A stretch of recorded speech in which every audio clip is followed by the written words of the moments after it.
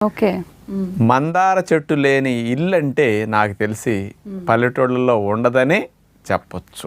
ఆ మందార ఆకులు, ఆ మందార పువ్వులు అందరి జుట్టు పాలిట ఒక వరం అని చెప్పొచ్చు. చాలామంది మందార పువ్వులు, మందార ఆకులు ఏదో రసాలు తీసి పెడుతుంటే ఏదో పిచ్చి జనాలు ఏది పెడితే అది పుస్తే వస్తాయి అనుకునేవాడిని నేను కూడా.